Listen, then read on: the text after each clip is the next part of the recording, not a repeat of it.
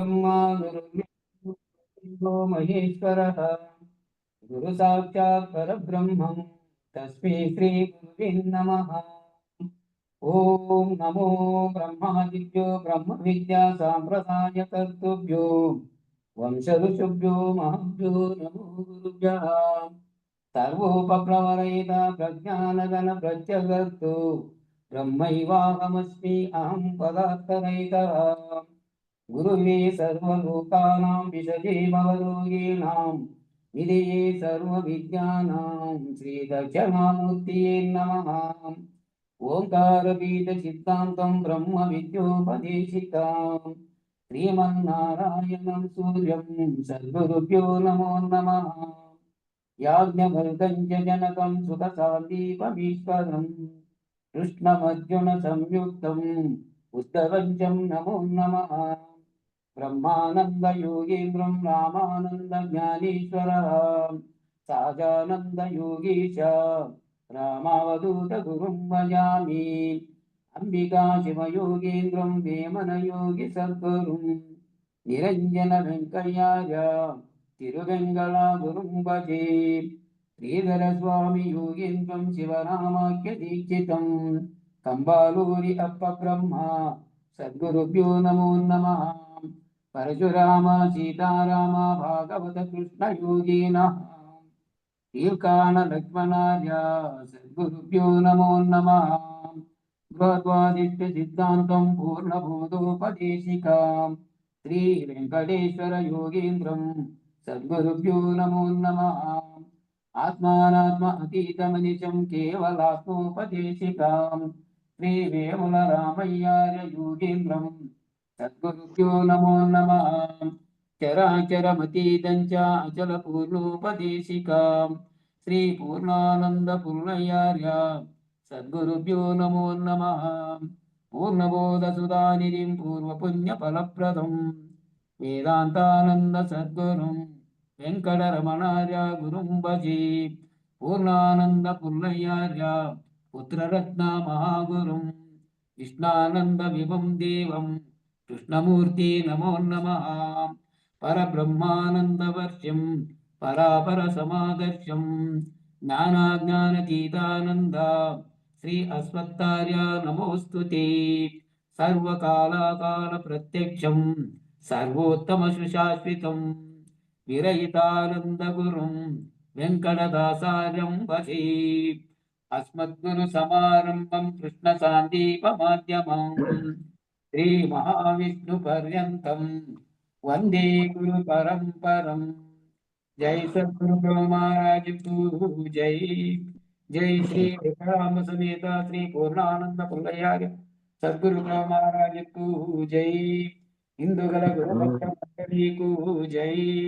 जय गुरु। జయ గురన్న. తెలిసినా తెలియకున్నా మనుజుడు గురుపాదమాశ్రయించి జన్మ సఫలము చెందును, భుక్తి ముక్తులతో అలరారును. నగరాజతనయ వినుము గురుగీత శ్రవణమునకు అర్హత అత్యంత పవిత్రం వై శ్రద్ధతో అనన్య భక్తి యుక్తి ఎవరెవరికి కలుగునో వారికే గురుగీత చెప్పవలెను. ఇది నాదు శాసనంబు ధరలోన జనులందరికి చెల్లును. సర్వశాస్త్రాలలోను గురుగీత గుహ్యాతి గుహ్యము గదా. జగతిలో గురుగీతను సాధన సంపదలు కలిగియుండి గురుభక్తి కలిగియున్న సత్వగుణ సంపన్నులయ్యుండిన వారినే పరీక్షించి పరిశుద్ధులైన వారికి చెప్పుము.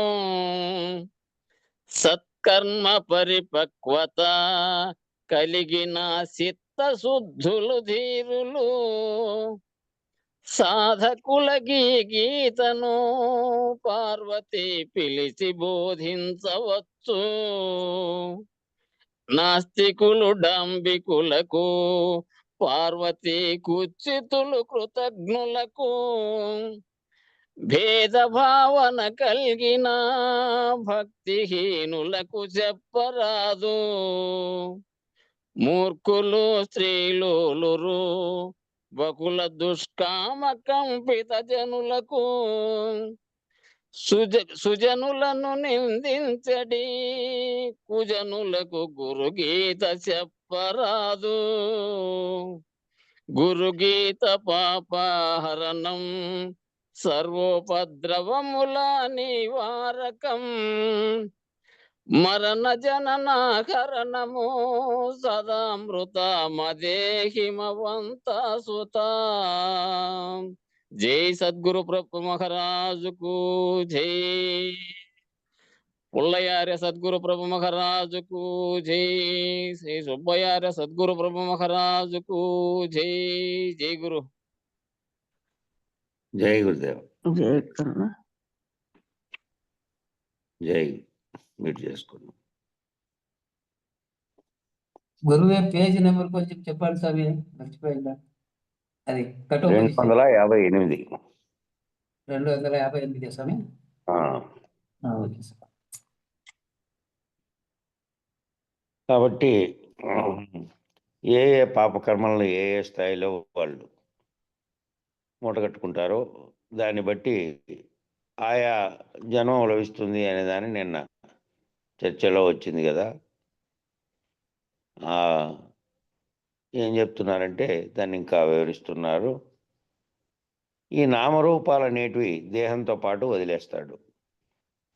ఈ పేరు పెట్టబడినటువంటి శరీరం, ఈ శరీరం శుష్కించి పోయిన తర్వాత ఇక్కడనే ఇది వదిలేస్తాడు.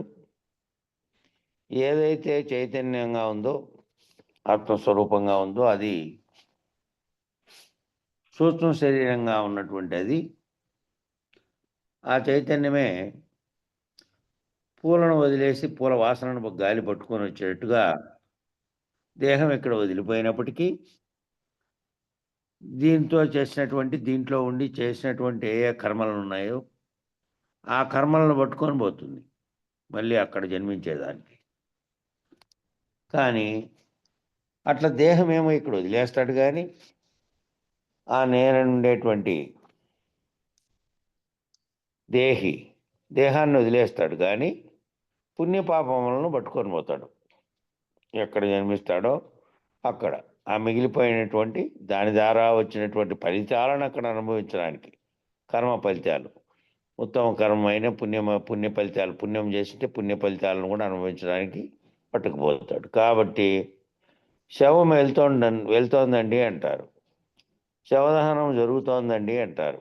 ఎవరు పోయారు అంటే నామరూపాల విశేషము గురించి చెప్పినప్పటికీ వెళ్ళిపోయినటువంటి జీవుడు ఈ పుణ్యపాపములను స్వీకరించి వెళ్తాడు. ఆ వెళ్ళిపోయినటువంటి జీవుడు ఎవరు వెళ్ళారు అని అంటే, వెళ్ళిన దగ్గర నుంచి శరీరంలోంచి ఉన్నటువంటి దేహాన్ని ధరించిన దేహి వెళ్ళిపోయాడు. నామరూపాలు ధరించినటువంటి శరీరం ఇక్కడే ఉంది. దాని గురించే చెప్పినప్పటికీ ఎవరు వెళ్ళిపోయారు అంటే పలానా పేరు చెప్తారు, పేరు చెప్పి పలానా ఆయన ఇట్లా అయిపోయారు. ఆయన ఆ పేరు కాదు, ఈ దేహం ఇక్కడ పోయింది, పేరు దేహానికి పెట్టారు, దేహం ఇక్కడే ఉంది, దేహము దానికి ఉన్న పేరు ఇక్కడ.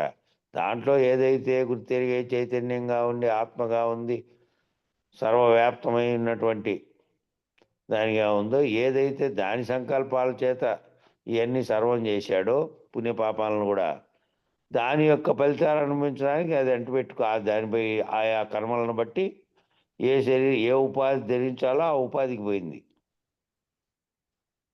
కాబట్టి చెప్పినప్పటికీ కూడా ఆ పుణ్యపాపాలను స్వీకరించే వెళ్ళాడు. ఆ పుణ్యపాప కర్మ యొక్క శేష భాగం అంతా కూడా తాను ఏ రీతిగా అయితే జీవించాడో, ఆ పుణ్యపాప కర్మ యొక్క శేషభాగం అంతా తాను ఏ రీతిగా జీవించాడో ఆ జీవన కర్మ విశేష ఫలాలను, ఆ జీవన కర్మ శేష ఫలాలు తనతో పాటు స్వీకరించి ఆ కర్మ భాగాన్ని అనుభవించడానికి మళ్ళా ఉత్తర జన్మను రాబోయే జన్మకు ఉత్తర ఉపాధిని నిర్ణయింపజేసుకొని ఆ ఉపాధి యందు ప్రవేశం చేస్తాడు. కాబట్టి మానవుడి జీవితంలో జీవించేటప్పుడు నిషిద్ధ కర్మని ఆశ్రయించకుండా స్వార్థ ప్రేరిత కర్మను ఆశ్రయించకుండా, ఇతరులను దూషించకుండా, రాగద్వేషములను లొంగిపోకుండా ఉండాలి. కాబట్టి మానవుడు జీవించేటప్పుడు గుర్తుపెట్టుకొని ఉండాలి. ఈ నిషేధించబడినటువంటి కర్మలు ఏంటని ఉంటే అట్లాంటి కర్మలని చేయకూడదు. స్వార్థపేరితమైనటువంటి కర్మను ఆశ్రయించకుండా స్వార్థం కొరకు తాను ఎంచుకున్నటువంటి తన స్వార్థం కొరకు ప్రవర్తించే విధంగా కర్మను చేయకుండా, ఆశ్రయించకుండా, ఇతరులను దూషించకుండా కొంతమందికి ఏ విధంగానో ఏర్పడి ఉంటుంది. అది అకారణంగా ఏదైనా పేరు ఎత్తుని ఏదైనా దేని గురించి ఎత్తినా కూడా ఫస్ట్ అది వస్తూ ఉంటుంది. అది వాళ్ళు ఇంటర్నల్గా ఏం ఫీల్ అయితే అంటారంటే నేను గొప్పవాడిని అందుకని అందరినీ తిడతాను అనే భావంతో అనుకుంటూ అంటారు నిజానికి.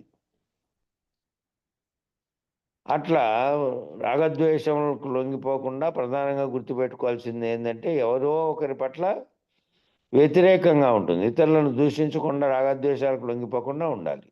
రాగద్వేషాలే ఒకరి పట్ల అమితమైన ప్రేమను, ఒకరి పట్ల ద్వేషాన్ని, తిట్లను తెచ్చిపెడతాయి నీలో. కాబట్టి ప్రధానంగా గుర్తుపెట్టుకోవాల్సింది ఏంటంటే రాగద్వేషాలను విడిచిపెడితేనే ఈ వ్యతిరేక భావము, అన్యదా భావము,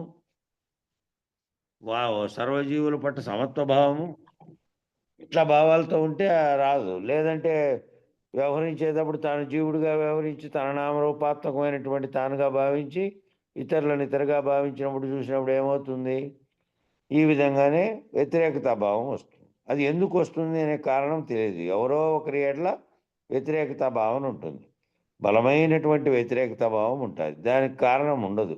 ఆ ఇద్దరి జీవుల మధ్య ఉన్నటువంటి వ్యతిరేక సంస్కారముల యొక్క ప్రభావం చేత వాళ్ళు ప్రవర్తించేటువంటి సంస్కారాల మూటతో వచ్చింటారు. కాబట్టి ఆ సంస్కారాలు ఏవైతే వాళ్ళల్లో ఉన్నాయో ఆ సంస్కారాల బలం చేత వాళ్ళు శత్రుత్వ భావంగా, ద్వేషభావంగా వాళ్ళకి ఏర్పడి ఉంటుంది. కాబట్టి ఆ స్వార్థ భావానికి లొంగుతూ ఉంటావు. తద్వారా నీలో ఏమవుతుంది? పాపకర్మకు అవకాశం ఏర్పడుతుంది. తదనుభూతమైనటువంటి స్వార్థ కర్మ చేత లోక కళ్యాణకారకమైన త్యాగభావం లేకపోవడం చేత దానివల్ల ఏమవుతుందంటే స్వార్థ కర్మలే ఎప్పుడు గుర్తుంటాయి నీకు, నీ స్వార్థం అనేది. తర్వాత లోక కళ్యాణం, నేను చేసేది ఏదైనా ఉండని అది 10 మందికి మెచ్చాలి, 10 మందికి ఉపయోగపడాలి, లోక కళ్యాణకారకమైనటువంటి త్యాగభావం లేకపోవడం చేత పరోపకారార్థం ఇదం శరీరం అనేటువంటి మౌలికమైన సూత్రం మర్చిపోవడం చేత పరోపకారార్థమే ఈ శరీరం ఏర్పడింది, అట్లా ఉపయోగపెడదామనేటువంటి మౌలికమైన సూత్రం మర్చిపోవడం చేత ఈ రకమైనటువంటి నిషిద్ధ కర్మ ఏదైతే నువ్వు చేయకూడదో, ఏదైతే నువ్వు ఎవరిని అనకూడదో అది నీలో ఏర్పడిపోయి ద్వేషాలతో కూడినటువంటి శేషం ఉండిపోవడం చేత ఉత్తర జన్మలోకి మళ్ళీ దానికి అనుగుణమైనటువంటి అహంపూరిత ప్రేరణ చేత, స్మరణ చేత, అహంపూరితమైనటువంటి స్మరణ వల్ల నిర్ణయించబడుతూ ఉంటుంది మళ్ళీ రాబోయే జన్మ. కాబట్టి వ్యవహరించేటప్పుడు క్రమంగా ఈ రకమైనటువంటి రాగద్వేషాలు మనసులో ఎందుకు ఏర్పడినాయో వాటిని ఒకసారి ఆలోచన చేసుకొని అకారణమైనటువంటి ద్వేషాన్ని పెట్టుకోవడం, స్వార్థపూరితంగా ప్రవర్తిస్తూ వాళ్ళని తిట్టడం, వీళ్ళని తిట్టడం, ఇవన్నీ మార్చుకోవాలి. లేదంటే అది ఎవరైనా సరే వాళ్ళకి ఈ రకమైనటువంటి ఇది కర్మని తెచ్చిపెడుతుంది అది. కాబట్టి రాగద్వేషములతో కూడినటువంటి శేషం ఉండిపోవడం చేత ఉత్తర జన్మలందు దానికి అనుగుణమైనటువంటి అహంపూరిత స్మరణ చేత నిర్ణయించబడుతూ ఉంటుంది మళ్ళీ రాబోయే జన్మ ఎట్లాంటిది రావాలనేది. కాబట్టి అంత్యకాలేచ మావేవ స్మరన్ ముక్త్యా కలేబరం అనేటువంటి ప్రాథమిక న్యాయాన్ని సూత్రాన్ని తప్పక గుర్తుపెట్టుకోవాల్సిన అవసరం ఉంది. అంత్యకాలంలో ఏదైతే స్మరణ చేసుకుంటున్నావో ఆ స్మరణ చేసుకుంటే దాంట్లోకి పోతుంది. ఇక్కడ కళేబరం మిగిలిపోయి కళేబరంలో నుంచి పోయినటువంటిది ఇక్కడ ముక్తి చెంది అక్కడ పోయి ఇంకో జన్మను ఎత్తుతుంది.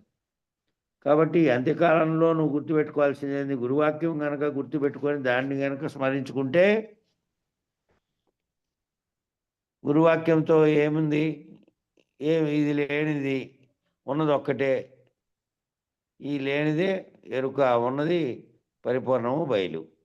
ఈ లేనిది కలగా తోచి సర్వ వ్యవహారములు చేసి మళ్ళీ ఆ సర్వ వ్యవహారములు చేసినటువంటి తాను నిజానికి లేనని, ఉన్నది అదేనని, దాంట్లో నాకు స్థానం లేదని, ఇదంతా ఒకప్పుడు సంకల్ప బలం చేత కలిగి మళ్ళీ నశిస్తుంది అనేది తెలిసి తాను లేకుండా పోవడం అనే భావనలో ఉండాలి ఆకర్షణల్లో.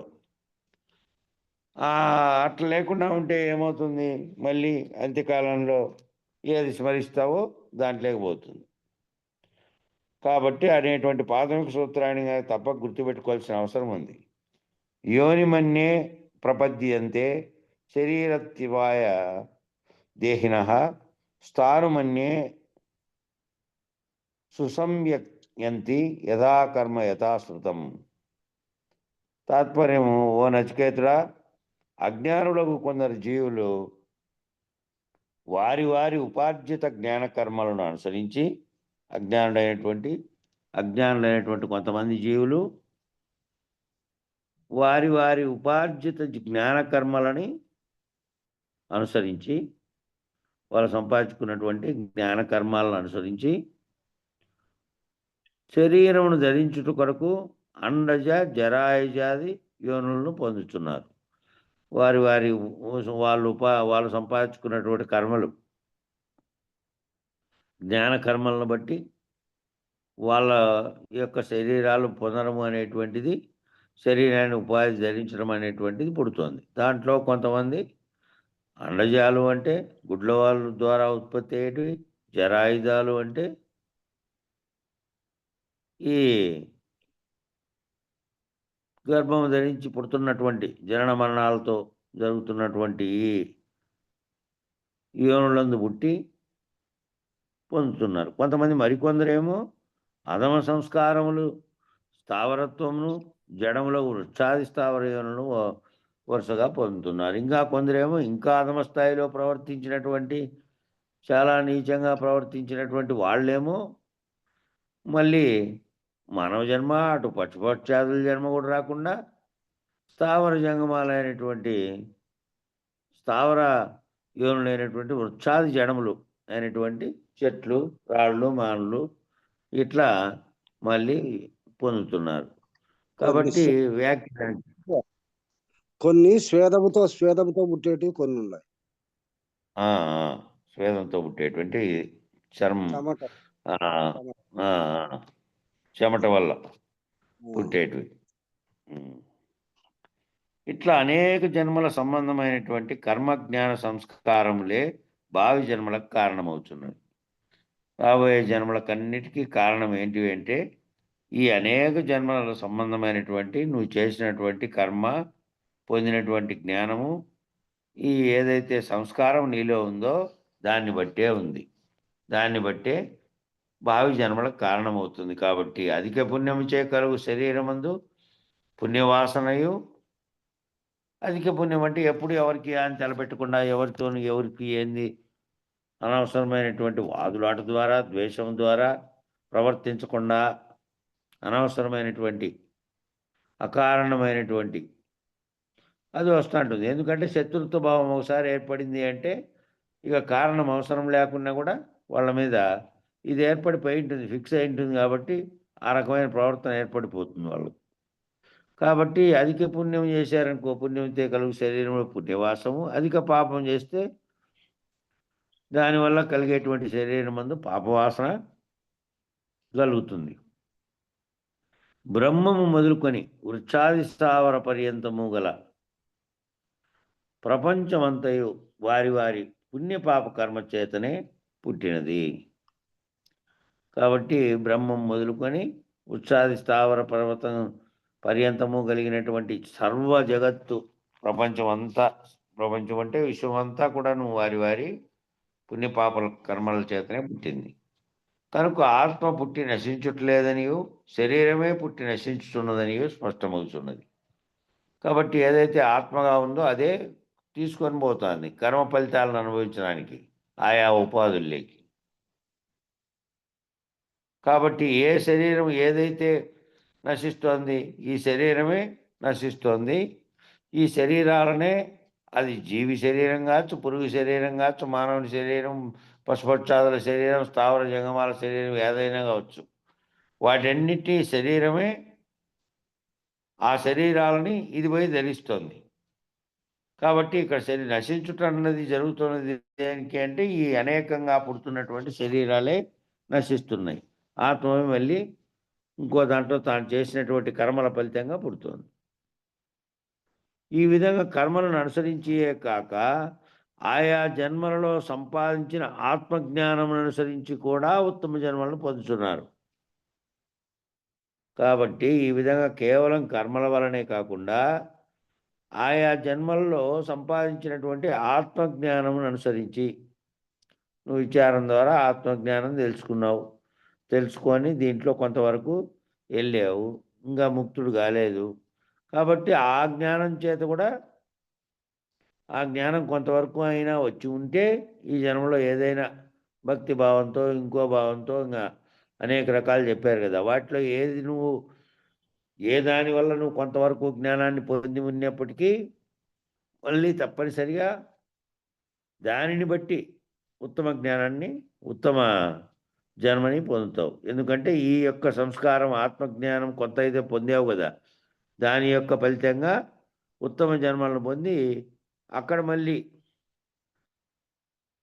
ఖచ్చితంగా నువ్వు ఈ మార్గంలో కొంత పోయింటావు. కాబట్టి ఆ సంస్కార బలం చేత ఆ సంస్కార వాసనల చేత అక్కడ ఉంటాయి. కాబట్టి మళ్ళీ అక్కడ ఎక్కడో చోట మంచి గురువుని ఆశ్రయించి పోయే అవకాశము ముక్తుడు పోయే అవకాశం ఉంటుంది. కాబట్టి జ్ఞాన సముపార్జనలో ఆత్మ సాక్షాత్కారం పొందినవారు మరి ఒక జన్మలో జ్ఞాన పరిపూర్తి కొరకు ఉత్తమ దేహమును పొందుతున్నారు. ఆ జ్ఞాన సముపార్జనలో ఆత్మ సాక్షాత్కారం పొందిండేటువంటి వారు ఈ జన్మలో ఒకవేళ అటువంటి గురువు ఆ సాక్షిత్వ స్థితి నుంచి మళ్ళీ రహితపరిచేటువంటి గురువు నేను రహితపరిచి నువ్వు రహితుడిగా ఉండి నువ్వు అశరీరుడుగా మారడానికి సరైనటువంటి దొరకలేదనుకో ఈసారి కనీసం ఆత్మ సాక్షాత్కార జ్ఞానం పొందితే మరి ఒక జన్మలోనైనా సరే జ్ఞాన పరిపూర్తి కొరకు ఉత్తమ దేహములను పొందుతున్నారు. ఆ పొంది మళ్ళా ఆ జన్మలోనైనా తప్పనిసరిగా ఆ స్థితిని పొందుతారు. మళ్ళా అక్కడైనా సరే అక్కడైనా ముక్తిని పొందుతారు. ఇక్కడ ముక్తిని పొందలేకుండా ఆత్మజ్ఞానం మాత్రమే తెలుసుకొని అద్వైతం తెలుసుకొని మళ్ళీ నెక్స్ట్ స్టెప్లోకి పోలేక దాంట్లోనే ఊరుకొని దాంట్లోనే నేర్చుకున్నటువంటి దాన్ని అంతటినీ ఎక్కడికి పోయినా కూడా మళ్ళా యాసమైనా సరే మళ్ళీ దాన్నే చెప్పాలనేటువంటి ప్రయత్నం చేస్తూ ఉంటారు కొందరు. వాళ్ళు దాంట్లో నుంచి బయటపడలేరు ఇంకా. కాబట్టి ఆత్మజ్ఞానంతోనైనా కనీసం దాని వరకు అయినా పోయినారు కాబట్టి మళ్ళా జనంలో తప్పనిసరిగా ముక్తులయ్యే అవకాశం ఉంటుంది. విశేష వ్యాఖ్య పునః ఆత్మోపదేశంలో మరికొన్ని వివరాలను అందిస్తున్నారు. పునః ఆత్మోపదేశంలో మనకు కొన్ని వివరాలను అందిస్తున్నారు. విశేష వ్యాఖ్యలో చెబుతున్నారు. యమధర్మరాజు మనకు కొన్ని ఆత్మోపదేశంలో మరికొన్ని వివరాలను అందిస్తున్నాడు. ఏమిటంటే నచికేతుడిని ఉద్దేశించి ఈ ఆత్మబోధన చేస్తూ పుణ్యపాప వాసనల యొక్క సంగ్రహం అంతయు కట్టకడపటికి సూక్ష్మ శరీరం ద్వారా మనలో అభివ్యక్తమవుతూ చివరికి ఉత్తర దేహ నిర్ణయం కూడా వీటి వలననే ఈ వాసనామయ దేహం ద్వారానే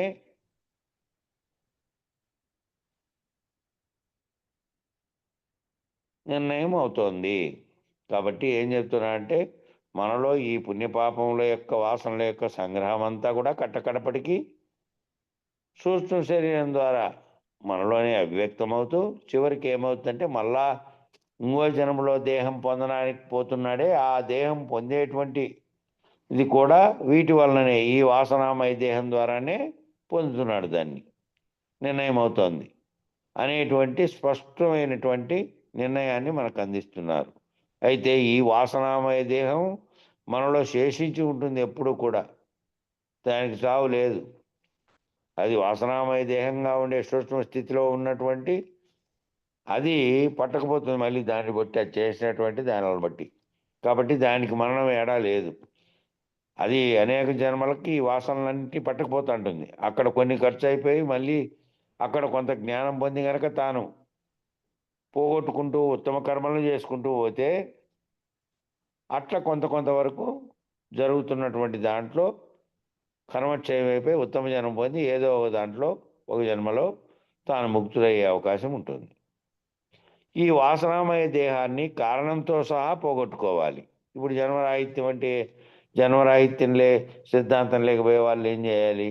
ఈ వాసనామయ దేహాన్ని కారణంతో సహా పోగొట్టుకుంటే కారణ శరీరం అనేటువంటి అవిద్య అజ్ఞానం ఏదైతే ఉందో దాన్ని ఉత్తమ జ్ఞానమైనటువంటి ఆత్మజ్ఞానం ద్వారా, ఆత్మనిష్ట ద్వారా పోగొట్టుకోవాలి. ఈ వాసనామయ దేహంతో సహా సూక్ష్మ కారణ శరీరాలు అన్నింటినీ ఏకకాలంలో పోగొట్టుకోవాలి అనేటువంటి ఉపదేశాన్ని ఇచ్చారు. ఆ విధంగా ఏకకాలంలో కారణామయమైనటువంటి వాసనామయ దేహాన్ని కూడా పోగొట్టుకోవాలి. పోగొట్టుకుంటే కారణం ఏమిటంటే అవిద్య మిగిలి ఉన్నంత వరకు, అజ్ఞానం మిగిలి ఉన్నంత వరకు పునః తద అభివ్యక్తీకరణ అయినటువంటి వాసనామయ దేహం ఉండక తప్పదు. కాబట్టి అవిద్య మిగిలి ఉన్నంత వరకు, అజ్ఞానం మిగిలి ఉన్నంత వరకు, భ్రాంతులన్నీ మిగిలి ఉన్నంత వరకు, అది ఉన్నంత వరకు ఏం జరుగుతుంది? దానికి తగినటువంటి అభివ్యక్తీకరణ అనేటువంటిది ఉంటుంది. దానికి తగినట్టుగానే ప్రవర్తన ఉంటుంది, అభిప్రాయ వ్యక్తీకరణ కూడా ఉంటుంది. కాబట్టి దానికి తగినటువంటి వాసనామయ దేహం ఉండక తప్పదు. ఆ వాసనకు సంబంధించిన దేహం కూడా ఉంటుంది అట్లే. అది తదభివ్యక్తీకరణ అయినటువంటి వాసనామయ దేహం ఉన్నంత వరకు తద్భోగ్య శరీరము అయినటువంటి స్థూలదేహం కూడా ఉండక తప్పదు.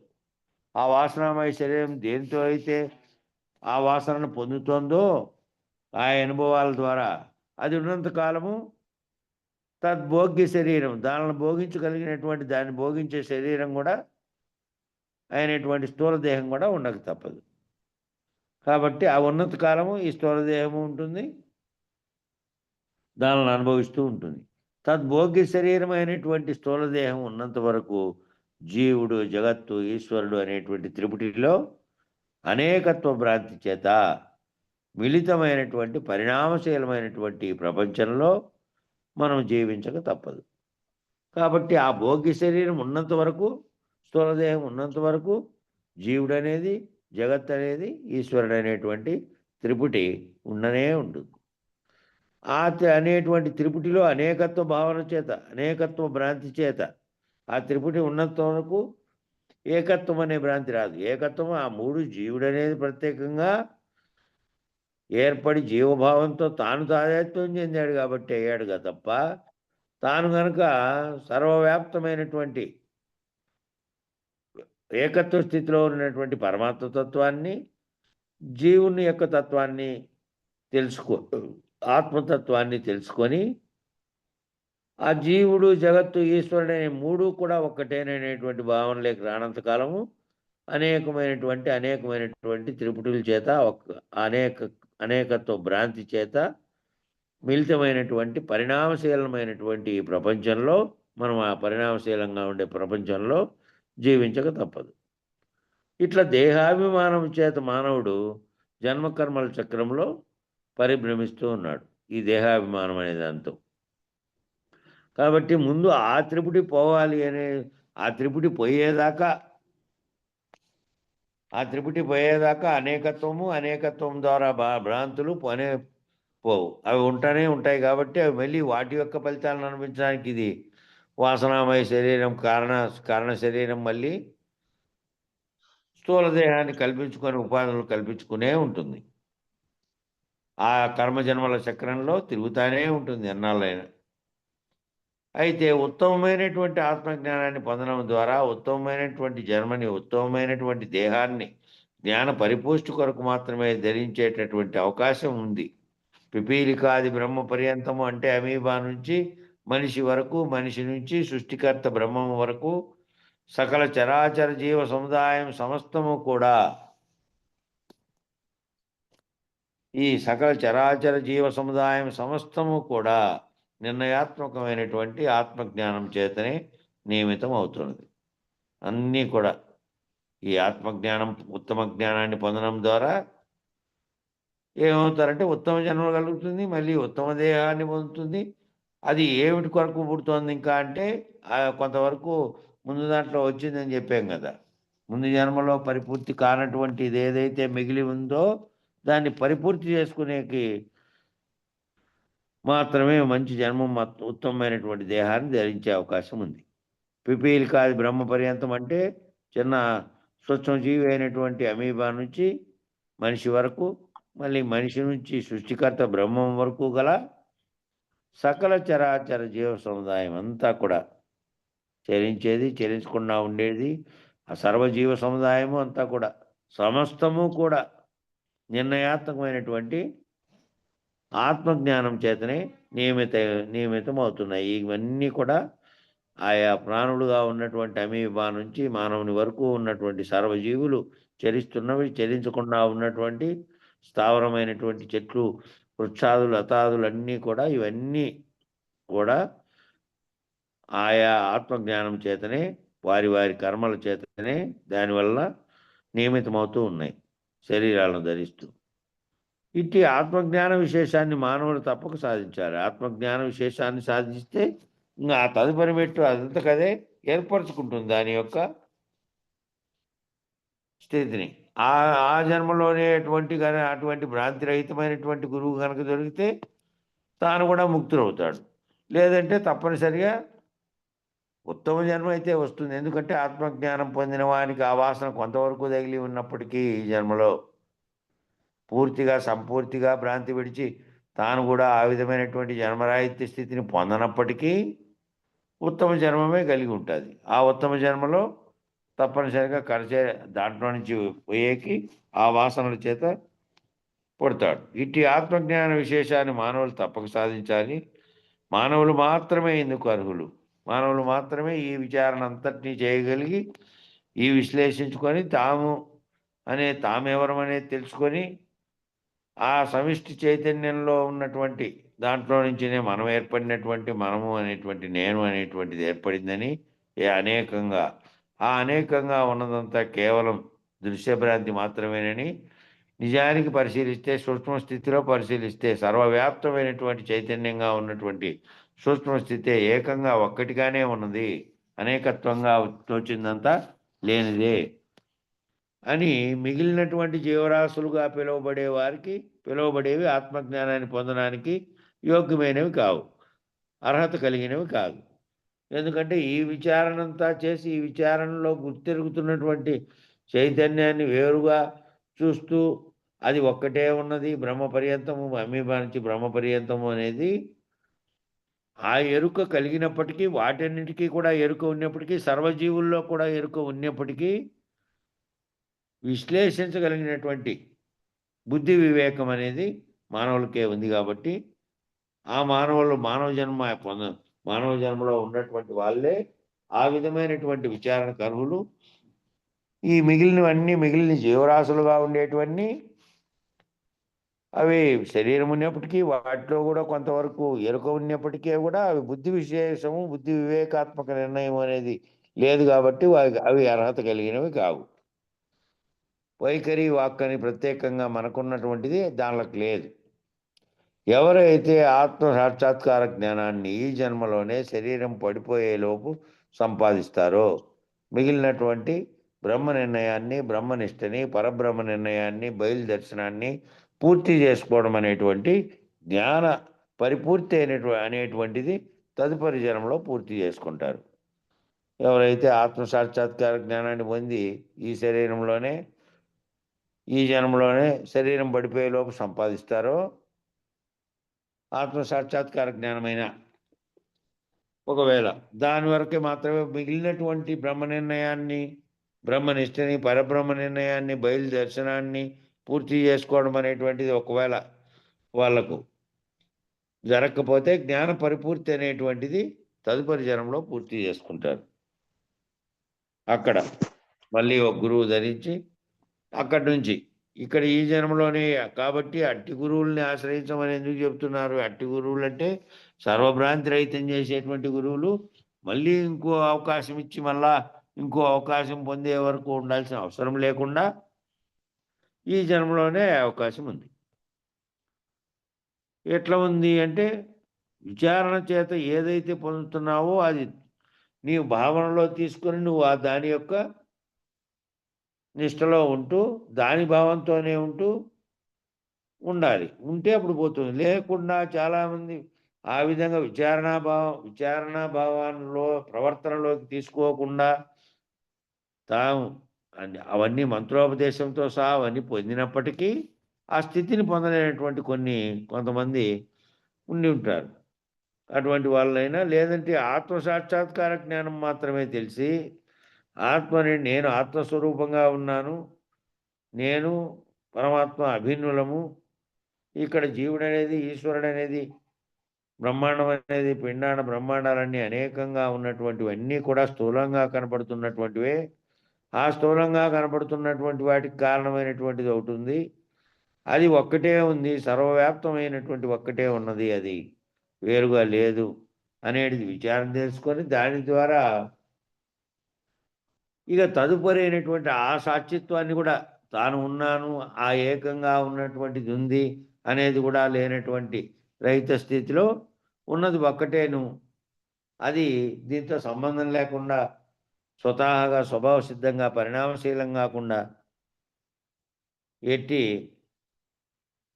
మార్పు చేర్పులు లేకుండా ఎప్పటికీ ఉండేటువంటిది ఒకటి ఉంది అని తెలుసుకునే వరకు ఇది పూర్తి కాదు. కాబట్టి ఈ ఆత్మ సాక్షాత్కార జ్ఞానం ఈ జన్మలోనే శరీరం పడిపోయేలోపు సంపాదించి ఉంటారో కనీసం ఆత్మ సాక్షాత్కార జ్ఞానమైన మిగిలినటువంటి బ్రహ్మ నిర్ణయాన్ని, బ్రహ్మనిష్టని, పరబ్రహ్మ నిర్ణయాన్ని, బయలుదర్శనాన్ని పూర్తి చేసుకోవడం అనేటువంటిది ఆ జ్ఞాన పరిపూర్తి అనేటువంటిది తదుపరి జన్మలో పూర్తి చేసుకుంటారు. మళ్ళా జన్మలో ఈ రకంగా ఆత్మ సాక్షాత్కార జ్ఞానం నుంచి ఈ జన్మరాహిత్య స్థితి 3 జన్మలలో పూర్తి అవుతుందని పెద్దల వాక్యం. పెద్దల వాక్యంను బట్టి ఇది మొదలుపెట్టిన తర్వాత 3 జన్మల్లో పూర్తి అవుతుంది అని పెద్దల వాక్యం అంట. వాళ్ళే వీళ్ళు ఎవరు కారణజన్ములు అంటారు. మరో జన్మలో పూర్తి అంటే గురువు లేదనుకున్నాను. అక్కడ అవసరం లే గురువు. ఇప్పుడు షిరిడి బాబా, తర్వాత ఈయన ఎవరు విచారణ చేసినటువంటి వాక్యాలు లేవు. కారణంగా జన్మించి ఉన్నప్పటికీ కూడా అట్లా నిమిత్త మాత్రంగా ప్రవర్తించినప్పటికీ ఆయనేమో ప్రవర్తన పరంగా చూస్తే ఏ రకమైనటువంటిది లేకుండా నిశ్చలంగా ప్రవర్తించాడు. కానీ బోధపరంగా కారణంగా ఏందని చెప్పినవి వచ్చినటువంటి వాక్యాలు లేవు. అయితే రమణ మహర్షి లాంటి వాళ్ళు చెప్పినవి ఉన్నాయి. తిక్కస్వామట్ల వాళ్ళు ఇది మలము, ఇది మూత్రము అని కూడా తెలియబడినటువంటి వాళ్ళు కూడా అట్లా కారణజన్ములై ఇది మలమని గాని, ఇది మూత్రమని గాని, ఇది ఆహారం అని గాని, ఇది పలహారం అని గాని తెలియకోకుండా ప్రవర్తించినటువంటి వాళ్ళు కూడా జన్మిస్తారు. అట్లా వాళ్ళు జన్మించి ఉండొచ్చు. కానీ విచక్షణ దేనికి ఇచ్చారు అంటే యుక్తాయుక్తమును పరిశీలించి తాను మళ్ళా దాంట్లో నుంచి ముక్తమయ్యే కోసరం కదా. అది కారణజన్మైనటువంటి వాళ్ళు అట్లా పుడతారు, అట్లా కడతేస్తారని విన్నాను కొంతమంది దగ్గర, పెద్దల దగ్గర. ఈ కడకు వాళ్ళకి ఏ ఆశ ఉండదు, చేజాపేది ఉండదు. చేజాపిచ్చిన తిరిగి మళ్ళా వెనక్కి పారేసిపోతారు. చూడు, నువ్వు ఏదైనా ఇచ్చినా పారేసిపోతాడు. ఏమి బాహ్యంలో దేన్ని జతగటాడు. అట్లే ఇంకా ఆడి కడతేస్తాడు కాళజన్ముడు అని. ఈ రకంగా ఆత్మ సాక్షాత్కార జ్ఞానం నుంచి ఈ జన్మరాహిత్య స్థితి 3 జన్మల్లో పూర్తి అవుతుందని పెద్దల వాక్యం. కాబట్టి అట్టి ఆర్యాదర్పణ స్థానంలో ఎవరైతే బిందు స్థానమును గుర్తిస్తారో, ఆపోజ్యోతిని గుర్తిస్తారో, స్వయం ప్రకాశమైనటువంటి ఆత్మ సాక్షాత్కార జ్ఞానాన్ని పొందుతారో, ఆ తర్వాత 3 సార్లు దేహమును ధరిస్తారు అనేటువంటి ఒక సాంప్రదాయము, ఒక ఆనవాయితీ కూడా ఆర్యవాక్యంలో ఉంది. కాబట్టి ఎవరైతే ఈ ఆర్య దర్పణ స్థానంలో అన్నారు, దర్పణం అంటే ఇది అద్దము, ఆర్యులు అంటే పెద్దలు, గొప్పవాళ్ళు అనే అర్థం వస్తుంది. ఆ స్థానంలో ఎవరైతే బిందు స్థానాన్ని గుర్తిస్తారో, బిందు స్థానము అని అంటే మొత్తానికి చైతన్యం కలగజేసినటువంటి స్థానము,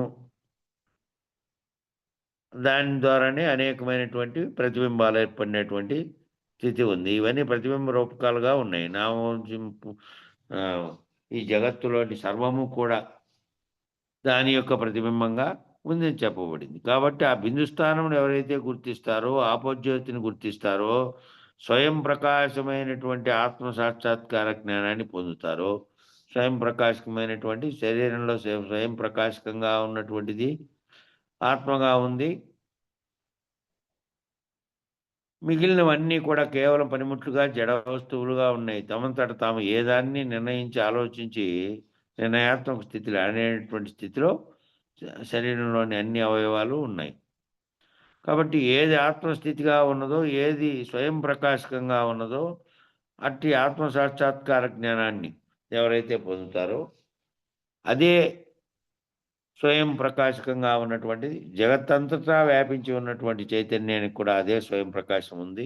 ఆ ప్రకాశం చేతనే మిగిలినవన్నీ ప్రతిబింబ రూపంలో ఉన్నటువంటివి కదులుతూ ఉన్నాయని. కాబట్టి బిందు స్థానమును గుర్తించి, ఆపోజ్యోతి స్థానమును గుర్తించి స్వయం ప్రకాశమైనటువంటి ఆత్మ సాక్షాత్కార జ్ఞానాన్ని పొందుతారు. ఆ తర్వాత 3 సార్లు దేహాన్ని ధరిస్తారు. అటువంటి వారు అనేటువంటి ఒక సాంప్రదాయము, ఆనవాయితీ కూడా ఈ ఆర్యవాక్యాల్లోనే ఉందంట. ఆర్యవాక్యాల ద్వారా వచ్చిండేది పెద్దలు చెప్పినటువంటి వాక్యాలు. ఆయా జన్మలలో సంపాదించినటువంటి ఆత్మజ్ఞానాన్ని అనుసరించి కూడా ఉత్తమ జన్మను పొందుతున్నారు. ఆయా జన్మలలో సంపాదించినటువంటి ఆత్మజ్ఞానం, ఒక జన్మలో ఆత్మను గురించి తెలుసుకునేప్పటికీ ఇంకా అది సాక్షిగా, సర్వసాక్షిగాను ఉన్నటువంటి స్థితిలో నుంచి మళ్ళీ ఆ సాక్షిత్వ స్థితిని కూడా లేనటువంటి ఆ సాక్షిత్వ స్థితిగా కూడా ఉండకుండా సంకల్పరహిత స్థితికి రావడానికి కారణమైన దాన్ని తెలుసుకోలేకపోవడం వల్ల, ఆ స్థితిని పొందకపోవడం వల్ల కూడా కొంతమంది ఆ జన్మలోనే రాహిత్యం చెందకపోకుండా ఉన్నప్పటికీ ఉత్తమ జన్మ అయితే, ఆత్మజ్ఞానం వల్ల ఉత్తమ జన్మ అయితే పొందుతారు. కాబట్టి ఆ పొందుతారని యమధర్మరాజు గారు స్పష్టమైనటువంటి జన్మకర్మ చక్రాన్ని అందిస్తూ, అజ్ఞాన వశమైనటువంటి జీవభావ నిర్ణయమైనటువంటి దాన్ని విడదీసుకొని, అజ్ఞానంతో ఉన్నటువంటి ఈ జీవభావంతో ఉన్నటువంటిది ఏదైతే భావిస్తుంటాడో జీవుడు, దాని నుంచి విడివడి,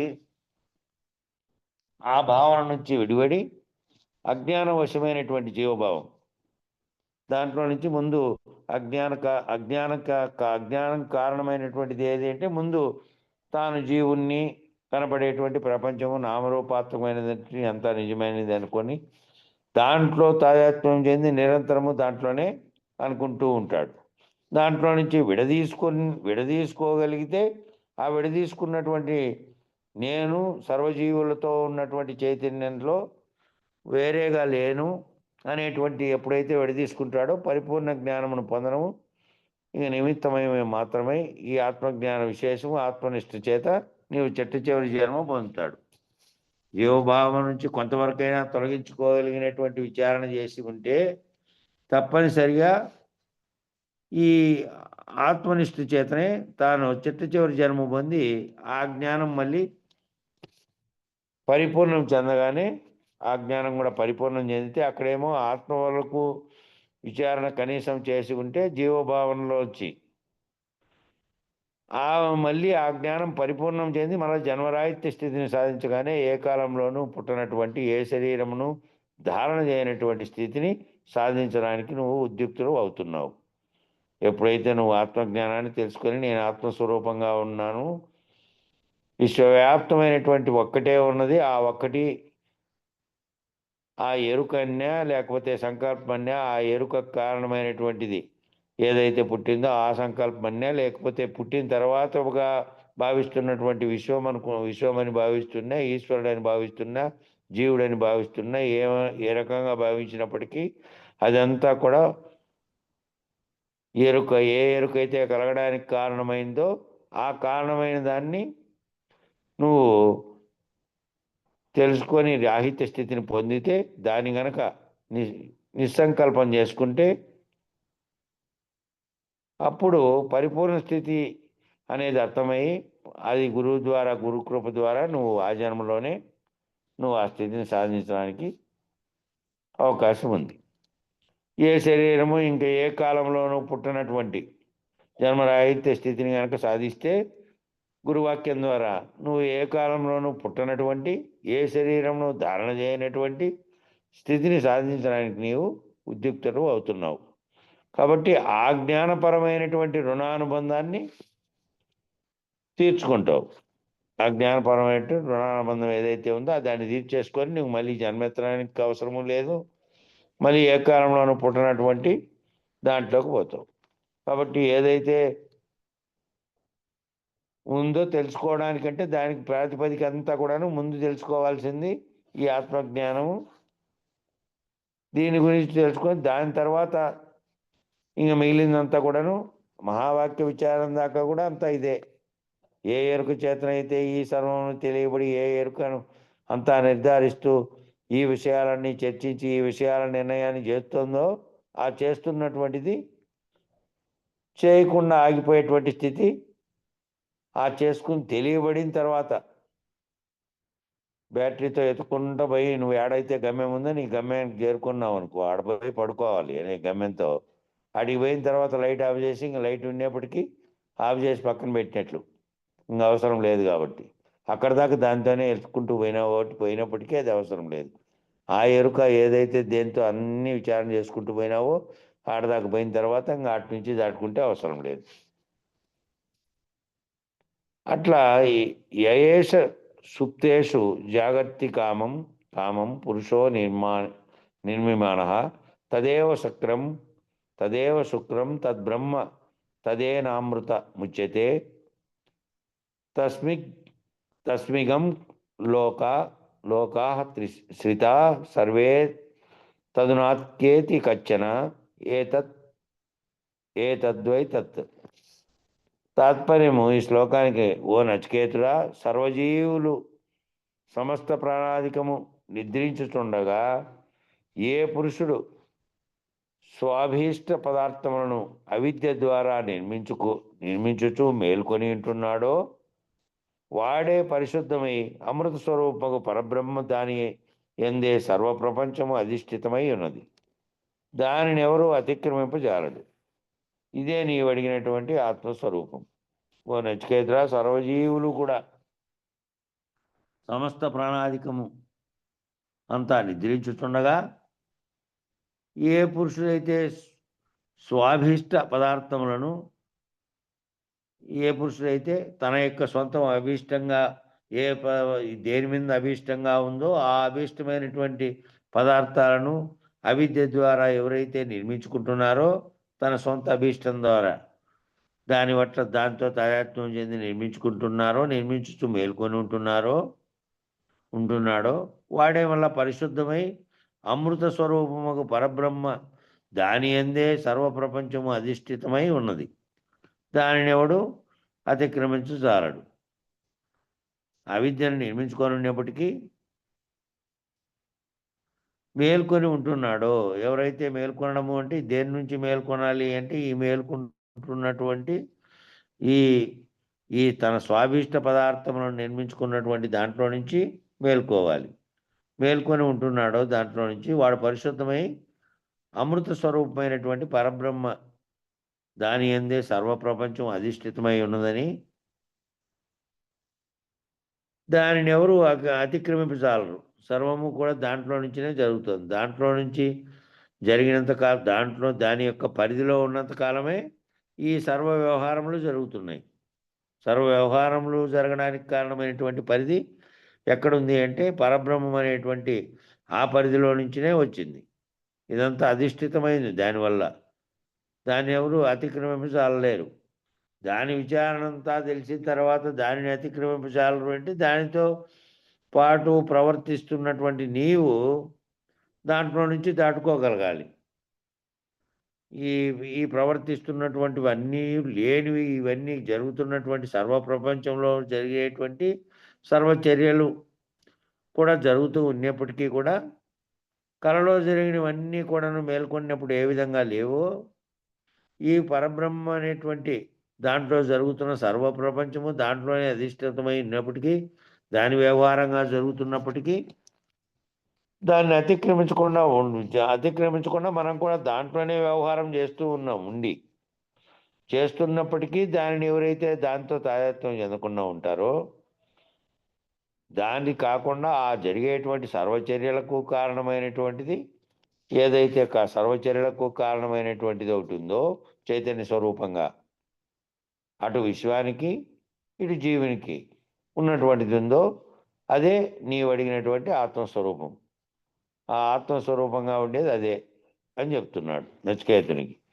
మళ్ళా వ్యాఖ్య ఇక్కడ, నచికేత స్వప్నావస్థ యందు అంతఃకరణము కాక తక్కిన ఇంద్రియములన్నీ తమ తమ కార్యములను నిర్వర్తించట్లేదు. నచికేత స్వప్నావస్థలో అంతఃకరణము కాకుండా మిగిలిన ఇంద్రియాలన్నీ ఏవి కూడా తమ తమ కార్యక్రమాలను ఏవి నిర్వర్తించట్లేదు. అంతఃకరణం అనేది అక్కడ సూక్ష్మ రూపంలో ఉన్నటువంటి అంతఃకరణం కలగంటోంది. మిగిలిన శరీరం అంతా కూడాను శరీరంలోని ఇతర అవయవాలతో సహా అన్నీ ఏ పని చేయకుండా ఉరికే ఉన్నాయి. అనగా శ్రోత్రేంద్రియములు శబ్దాది విషయములు గ్రహించట్లేదు. చెవులేమి శబ్దాది విషయాలను గ్రహించట్లేదు. ఇవన్నీ కూడా నిద్రిస్తూనే ఉన్నాయి. ఇవన్నీ నిద్రిస్తున్నా కూడా ఆత్మ నిద్రించట్లేదు. అది సూక్ష్మ స్థితిలో ఉంది. జాగ్రత్త అవస్థ ఎందువలే, జాగ్రత్త అవస్థలో ఏ విధంగా నువ్వు ప్రవర్తిస్తూ ఆలోచన చేస్తూ ఉన్నావో నీ సంకల్పంలో అదే పద్ధతిలోనే స్వప్నమందు స్త్రీ పుత్ర గృహ ఆరామ క్షేత్రాదులను అంతఃకరణమందు సృష్టించుతున్నాడు. ఈ జాగ్రత్త అవస్థలో నువ్వు ఏమేమి కల్పించుకొని ఏమేమి సృష్టించుకుంటున్నావో అదే దాన్ని జాగ్రత్త అవస్థలో ఉన్నట్లు చేసినట్లుగానే స్వప్నమందు ఏం చేస్తున్నావు? స్త్రీని, పుత్రులు, గృహాలు, ఆరామాలు, క్షేత్రాదులు ఇవన్నీ అంతఃకరణంలో నువ్వు సృష్టించుకుంటున్నావు. అంతఃకరణము అనేది పనిచేస్తూ అక్కడ సృష్టించబడుతోంది. సుషుప్తి యందు అంతఃకరణంతో కూడా ఇంద్రియాన్ని నిద్రించుతున్నవి. సుషుప్తిలో ఏమవుతుంది? ఆ అంతఃకరణం ఏదైతే సూక్ష్మ స్థితిలో పనిచేసిందో ఈ కలలో అన్నిటి కలహాలు కానీ, ఆ కలలో జరిగినటువంటి స్త్రీ కానీ, లేకపోతే వాళ్ళతో పుత్రులు పొందినట్టు కానీ, లేకపోతే గృహము ఆరామ క్షేత్రాదులన్నీ నిర్మించుకున్నట్టు కానీ, నువ్వు ఇంకా ఏమేం చేసినట్టుగా కల వచ్చిందో అదంతా కూడా లేదు. ఇంకా పూర్తిగా గాఢ నిద్రావస్థలో సుషుప్తి యందు అంతఃకరణంతో పాటు ఇంద్రియాలన్నీ కూడా, అంతకుముందేమో ఇంద్రియాలన్నీ వ్యవహరించకుండా ఉన్నాయి. స్వప్నానికి కారణం ఏదైతే స్వప్నాన్ని తెస్తుందో ఆ సూక్ష్మ శరీరం పనిచేస్తూ ఉంది కాబట్టి స్వప్నం తెచ్చి స్వప్నంలో ఇవన్నీ కల్పించుకుంది. అట్లా కల్పించుకున్నటువంటి అంతఃకరణము సుషుప్తి అవస్థలో లేదు కాబట్టి అంతఃకరణము అవయవాలు కూడా నిద్రించినాయి. ఇంకా అంతఃకరణము అవయవాలు కూడా పనిచేయకుండా ఉన్నాయి ఆ స్థితిలో. అన్నీ నిద్రించుతున్నవి. అయినప్పటికీ సుషుప్తి యందును ఆత్మసాక్షి రూపుగా ఉన్నట్టు చేత, అయినప్పటికీ కూడా సుషుప్తి యందు కూడా ఆత్మసాక్షి రూపంగా ఉన్నట్టు చేత సుషుప్తి అందలి శూన్యమును గుర్తించుతున్నాడు. సుషుప్తి అందలి శూన్యాన్ని గుర్తిస్తున్నాడు. సుషుప్తి అందరి సాక్షి రూపంలో ఉంది. మళ్ళీ మేల్కొంటే సర్వము గుర్తిరగడానికి కారణము అంతటినీ, లేదంటే కొత్తగా మేల్కొన్నప్పుడల్లా కొత్త కొత్తగా ఆలోచనలు వచ్చినవి. ఆ ఆలోచనలు నిక్షిప్తమై ఉన్నటువంటి కారణం ఏది అంటే నిద్ర యందు కూడా సాక్షిత్వ స్థితిలో ఆత్మ ఉండి ఆ సాక్షిత్వ స్థితిలో నుంచి మళ్ళీ జాగ్రత్త అవస్థలోకి మెలకువ రాగానే సర్వ ప్రపంచము సర్వ విషయాలను ఏ విధంగా మళ్ళీ గుర్తులోకి వస్తున్నాయో ఆ విధంగా అది సుషుప్తి యందు కూడా సాక్షిత్వ స్థితిలో ఉంది. అయితే ఆ శూన్యము అక్కడ ఏమీ తెలియబడిన దాన్ని ఇట్టిట్లా జరిగింది, ఇట్టిట్లా నిద్రపోయినాను, అట్లా నిద్రపోయినాను, లేకపోతే ఎట్లా అది వర్ణించడానికి కూడా వీలు కానటువంటిది ఏ క్షణంలో వచ్చింది. మళ్ళీ మెలకు వచ్చేటువంటి వరకు ఏ రకమైనటువంటి దాన్ని ఇట్లా ఉన్నది నిద్ర అని వర్ణించడానికి కూడా వీలు లేనటువంటి స్థితిలో ఉంది. కాబట్టి శూన్య స్థితిలో ఉన్నట్టుగా శూన్యాన్ని గుర్తిస్తున్నారు, ఆ నిద్రపోయిన స్థితి. ఈ విధముగా ఆత్మ సాక్షిరూపంగా ఉన్నట్టు చేత మూడవస్థలను గుర్తిస్తున్నది. అది సాక్షిత్వ స్థితిలో ఉంటుంది కాబట్టి మూడవస్థలు జరిగినప్పుడు కూడా ఆ మూడవస్థలు కూడా దాని యొక్క ప్రకాశం చేత అంతరంగకము అనేది ప్రవర్తించి దాని ప్రేరణ చేత మిగతా అవయవాలన్నీ పనిచేసినప్పటికీ ఆ మూడవస్థలని అనుభవిస్తున్నప్పటికీ అవి వాటికి అతీతంగా సాక్షిత్వ స్థితిలో ఇది ఉంటుంది. సాక్షిత్వ స్థితిలో మూడవస్థలకు కూడా ఏదైతే అవస్థాత్రయ సాక్షిత్వాన్ని ఆత్మ సాన్నిధ్యంలో ఈ మూడవస్థలు ఇక్కడ పోయేది పైన ఈ విధంగా ఆత్మ సాక్షిరూపంగా ఉండడం చేత మూడవస్థలను కూడా అది గుర్తిస్తోంది. కానీ ఆత్మ మేలుకొనుట, స్వప్నము పొందుట, సుషుప్తిని పొందుటను అవస్థలను పొందట్లేదు. ఈ మేల్కొనుట, స్వప్నమును పొందుట, సుషుప్తిని పొందుట అనే అవస్థల్ని ఆత్మ పొందట్లేదు. అంతఃకరణం నుంచి దీంట్లో జరుగుతున్నటువంటి దానివల్ల అది ఏమవుతుందంటే దాని ప్రకాశం చేతనే సాక్షిత్వ స్థితిలో ఉన్నప్పుడు నిద్రపోయినప్పుడు కూడా అంశాలను మళ్ళీ చెప్పగలుగుతున్నటువంటి దానికి ఆ స్థితిలో ఉంది. అంటే మూడవస్థల్ని గుర్తిస్తున్నటువంటి స్థితిలో అది ఉంది. మూడవస్థలతో మళ్ళీ తాను తాదాత్మ్యం చెందలే. తాను దాంతో చేయకుండా అది మేల్కొనుట, స్వప్నమును పొందుట, సుషుప్తిని పొందుట అనే అవస్థలను అది పొందలే. దాని ప్రేరణ చేత కలిగినటువంటి సూక్ష్మ స్థితిలో ఉన్నటువంటి అంతఃకరణమే పొందింది వాటిని. ఆత్మ సాన్నిధ్యంలోనే ఈ మూడవస్థలు జరుగుతూ ఉన్నాయి.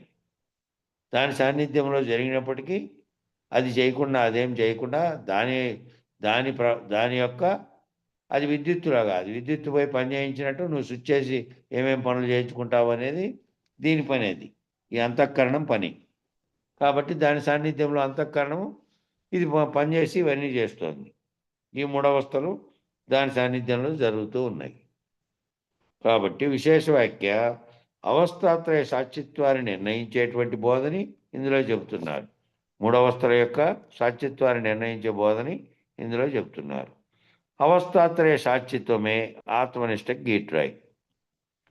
ఈ అవస్థలు మూడవస్థలకి సాక్షిత్వంగా ఉండేదే. ఆ సాక్షిత్వంగా ఉన్నది ఒకటి ఉంది. అది నిద్రపోయినప్పుడు కూడా సాక్షిత్వ స్థితిలో ఉంది కాబట్టి మెలకు వచ్చిన తర్వాత మళ్ళీ సర్వంను గుర్తెరుగుతున్నటువంటి స్థితిలో అది ఉంది. ఈ మిగతా రెండు అవస్థల్లోనూ జాగ్రత్త అవస్థలో మేల్కొనే అన్ని చేస్తూ ఉన్నాడు. స్వప్నావస్థలో అవయవాలను నిద్రించినప్పటికీ అంతఃకరణం పనిచేస్తోంది. ఆ స్వప్నాన్ని సృష్టించుకుంటున్నాడు. మళ్ళీ దాని గురించి చెప్పగలుగుతున్నాడు. ఏం స్వప్నం ఏ విధంగా వచ్చింది అనేది. గాఢ నిద్రావస్థలో కనపడే శూన్యంగా తోచినప్పటికీ నిజానికి అక్కడ కూడా సాక్షిత్వ స్థితిలో ఉన్నటువంటి ఆత్మ మళ్ళీ మేల్కొంటానే అన్నిటినీ చెప్పగలుగుతున్నటువంటి అన్నిటికీ దాని యొక్క సాన్నిధ్యం చేతనే అక్కడ జరుగుతోంది అనేది గుర్తిస్తే ఈ అవస్థాత్రయ సాక్షిత్వమే ఆత్మనిష్ట అనే దానికి గిట్టురాయి. కాబట్టి ఎవరైతే మూడవస్థల యందు సాక్షిగా ఉన్నారో, జాగ్రత్త, స్వప్న, సుషుప్తులు అనేటువంటి మూడవస్థల యందు సాక్షిభూతంగా ఉండి తురీయ నిష్టని పొందుతున్నారో, ఎవరైతే సాక్షిభూతంగా ఉండి తురీయ నిష్టను పొంది నేననేటువంటి మళ్ళీ దీంట్లోకి దిగి రాకుండా ఈ మూడవస్థలకి అతీతంగా ఆత్మ అనేది ఉంది. దానితో నేను తాదాత్మ్యం చెంది నేను కిందికి దిగి వస్తేనేమో ఇక్కడ జీవుడుగా ఉన్నటువంటి వీటితో ఉన్నాను. నేను సాక్షిత్వ స్థితిలో కనుక ఉన్నటువంటి చైతన్యంగా కనుక ఉంటే నేను గుర్తెరుగుతున్నటువంటి మూడింటిని గుర్తెరుగుతున్నటువంటి స్థితిలో ఉన్నటువంటి మూడవస్థల్ని గుర్తెరుగుతున్నటువంటి సాక్షిత్వ స్థితిలో ఉన్నటువంటి ఆత్మనిష్ఠుణ్ణి అనేటువంటి నిర్ణయ వాక్యాన్ని స్పష్టంగా మనకు తెలియజెప్తున్నాడు.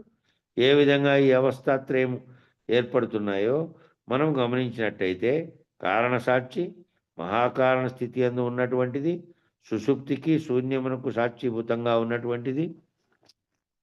కాబట్టి కారణ సాక్షిగా ఉన్నటువంటిది, మహాకారణ స్థితి అందు ఉన్నటువంటిది,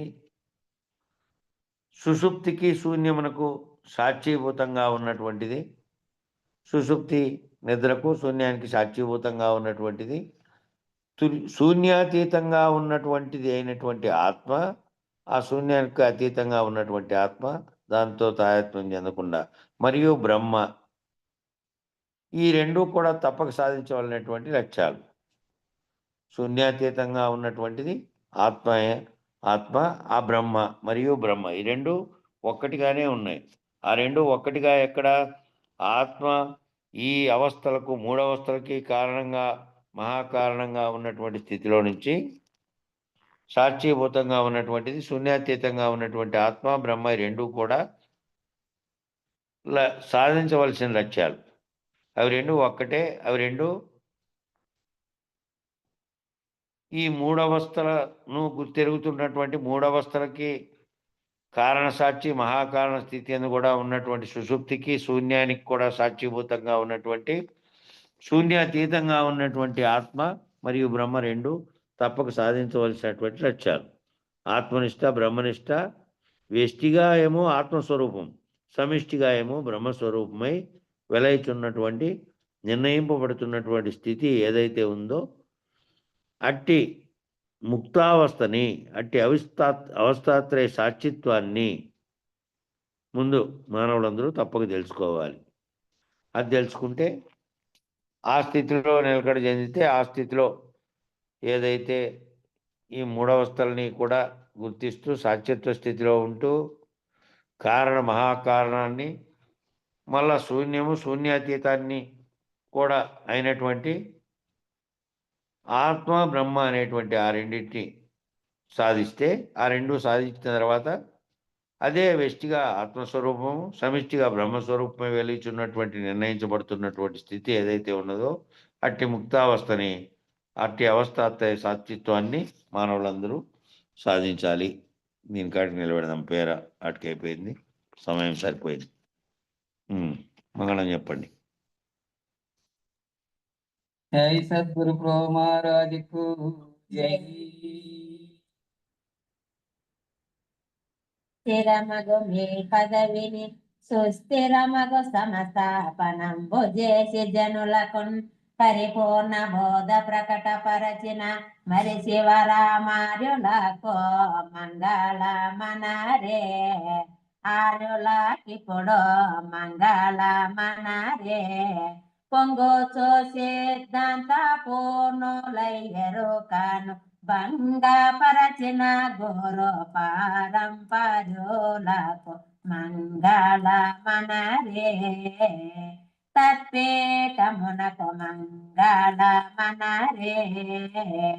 నిరతము జగముల మీరియు మరుపును ఎరుకయుగాక మాయయు లేకన్ పరిపూర్ణమైనట్టి గురునకు మరి విశ్రాంతి చెందే మంగళమనరే. నిత్యము శుభ మంగళమనరే. అంగలింగములకు అతీతమగు మాయ సంగరహిత గురు సభకు అధ్యక్షులకు మంగళమనరే. నిత్యము శుభ మంగళమనరే. మరియును పీఠస్థులకును పరమతత్వ విచారులకును నిరతము వేదాంత సభలో నిలకడైన సాధు జనులకు ఆరతి దిగో మంగళారతి దిగో. సద్గురు మూర్తులకారతి దిగో మంగళారతి దిగో. మంగళం గురుదేవాయ మహనీయ గుణాత్మనే సర్వలోక శరణ్యాయ సాధు రూపాయ మంగళం. జై సద్గురు ప్రభు మహారాజ్ కు జై. జై శ్రీ వెంకటాంబ సమేత శ్రీ పూర్ణానంద పుల్లయ్యార్య సద్గురు ప్రభు మహారాజ్ కు జై. జై శ్రీ లక్ష్మీ సమేత వేదాంతానంద వెంకట రమణార్య సద్గురు ప్రభు మహారాజ్ కు జై. జై శ్రీ కల్పమాంబ సమేత కృష్ణానంద కృష్ణమూర్త్యార్య సద్గురు ప్రభు మహారాజ్ కు జై. జై శ్రీ అష్టమాంబ సమేత జ్ఞానాజ్ఞాన అశ్వత్థార్య సద్గురు మహారాజ్ కు జై. జై శ్రీ లక్ష్మీ సమేత విరహితానంద వెంకటదాసార్య సద్గురు బ్రహ్మ మహారాజ్ కు జై. ఇందుగల గురు భక్త మండలికు జై. గురు పరంపరముకు జై. సర్వే జనా సుఖినో భవంతు. సర్వం సద్గురు చరణారవిందార్పణమస్తు. ఓం శాంతి శాంతి శాంతి. జై సద్గురుదేవ.